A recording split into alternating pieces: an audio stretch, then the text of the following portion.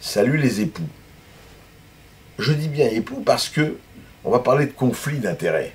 Vous savez, on parle beaucoup de conflits d'intérêts. Récemment,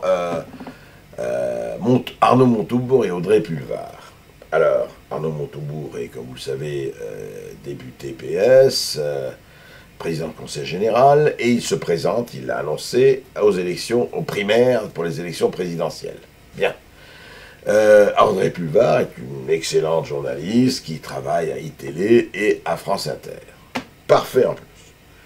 Eh bien, effectivement, iTélé a décidé de ne plus donner à Audrey Pulvar d'émissions politiques en raison du possible conflit d'intérêts, et de même, elle reste à France Inter, mais peut-être qu'on va lui supprimer l'interview politique. Et j'ai vu des confrères qui ont poussé des hauts cris et au scandale. Comment? C'est pas possible, c'est inadmissible, c'est la vie privée, et donc on n'a pas le droit, mais c'est une excellente journaliste et qu'elle fasse son métier. Comment peut-on la soupçonner que... Mais qu'est-ce que ça veut dire? Allons, allons, chers frères cons, chers confrères, ça veut dire quoi cette histoire?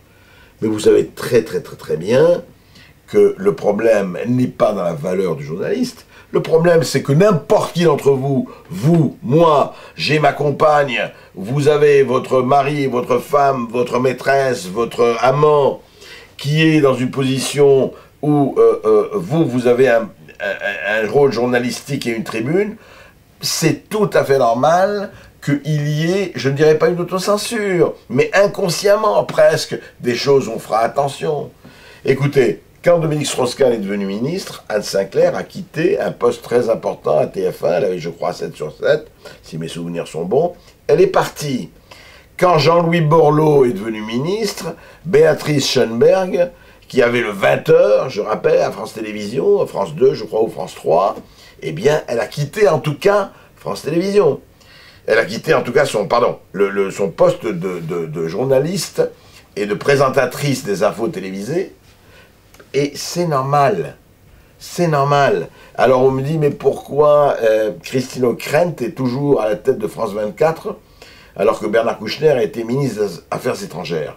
C'est vrai, il ne l'est plus maintenant, elle peut rester. Mais c'est vrai, mais c'est la même chose. Ce n'est pas parce que certains ne pratiquent pas cette espèce de retrait qui me paraît indispensable, parce que c'est un conflit d'intérêts. Et je ne mets la bonne volonté, la sincérité, le talent absolument pas en cause.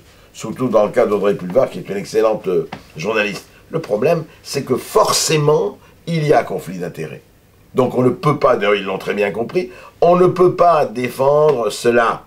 Et si on défend cela, c'est qu'on a une telle habitude en France que Mitterrand nomme son fils aux affaires africaines, papa m'a dit, que Nicolas Sarkozy voulait mettre son fils Jean à la tête de l'EHPAD. Mais il faut arrêter avec ça. Et les journalistes doivent donner l'exemple autant au moins que les politiques.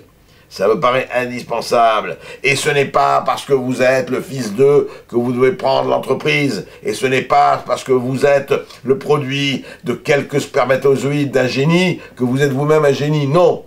Alors, il faut arrêter ça. Il faut arrêter en tout cas le conflit d'intérêts.